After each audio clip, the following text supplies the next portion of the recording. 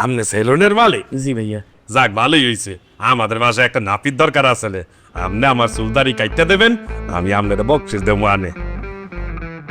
ভাইয়া হাতেটা কি বললো? চুল টুল দিয়ে বিকেল হাঁকিয়ে না গেছে। এল্লাই তো ভাই ঢাকা এসছি। তুই কোনো নেশা টেশা করো? না না, কি বলে, নেশা করতাম কিনলে ভাইয়া? বদ অভ্যাস আছে নি করো? না ভাইয়া। চুল ফাঁকির কিনে কি বলতাম ভাইয়া, নোয়াখালীতে এমন কোনো ওষুধ নাই যে খাই না ভাইয়া। হোমিওপ্যাথি এলোপ্যাথি ব্যাগ খাইছি, কবিরাজির ডাক্তার, নর্মাল ডাক্তার ব্যাগ দেখাইছি, কোনো লাভ হয় না। অন ঢাকা আসি যদি কোনো লাভ হয়?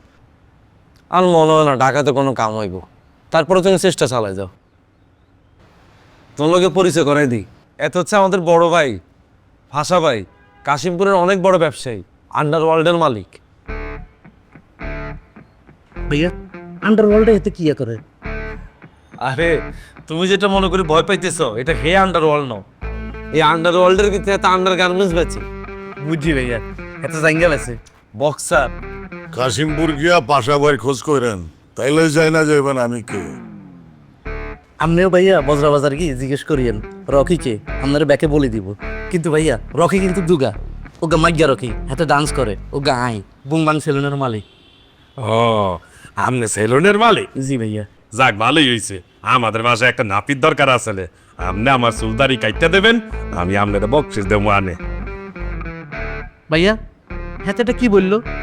আই কিনলাই চুল কাটতাম, আই তো সেলুনের মালিক, আই তো বসে বসে টিয়া গুনি। আচ্ছা ভাই, তুই কিছু মনে করিও না, এত বুঝতে হবে না। এত আমাদের একজন বড় ভাই, এতটা নাম হচ্ছে হাবু।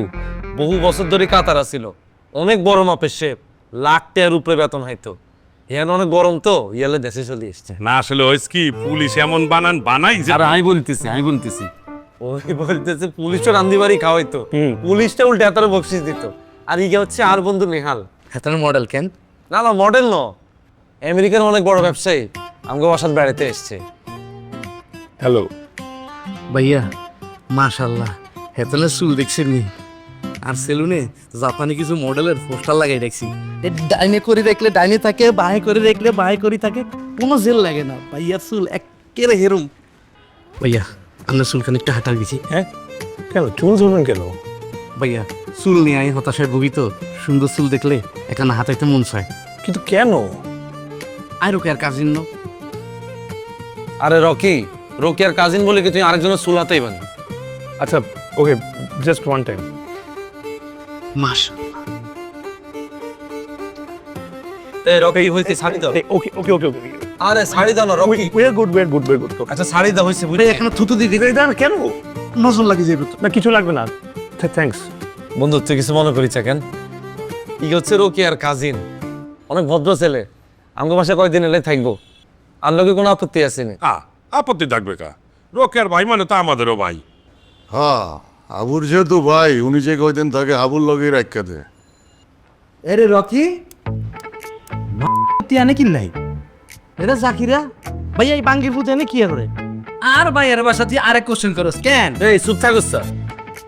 ইগের বেলা ডাকে কি কাজ আছে? ইয়েলা আমাকে বাসায় এসেছিল, অনেকদিন হয়ে গেছে, অঞ্জলি যাইতেছে না। ভাইয়া খাও খাওন তো ইগের হুরানো অভ্যাস। আর সেলুনে যাই মাগ না এতবার চুল কাটছে, হিয়ার পরে আইয়া নাফিক করে বলছি জাকিরা যদি এরপরে বাকিতে আসি চুল কাটতে চায়, চুলের বদলে হেতার কাটি দিবি। অঙ্কা দেখেন ঢাকা শহরে এসে চুলের অবস্থা চাইছি, ফ্রি তো আর কাটাইতে হারে না, চুল লাগে যেন ফাঁকির বাসা ফাফস হয়েছে। হেরে গাবর ফ্যাশন বুঝিস নি, এই তার ফ্যাশন। আর তোর চুল দেখছিস নি ফান্টু খাইতে এই তো পুরো সাদা করে ফেলছ। এটা কি আর রকি, তুই যদি এখনো ফান্টু খাও? রেগুলার খাই ভাইয়া। ভাইয়া এত কথা বিশ্বাস করিয়েন না, আমি এসব কিছু খাই না, আই তো জিম করি ভাইয়া। এরে আই তোর বন্ধু ন, এখন বন্ধু হন দাস কেন? এই জাকির, ওর সাথে এরকম ব্যবহার করা যাবে না। ও রকি আর কাজিন ন। ভাইয়া এটা বেশি তো খাইতেছে। কেউ যদি ওর বাপের নাম জিজ্ঞাসা করে ওই বলে আই রকের কাজিন ন।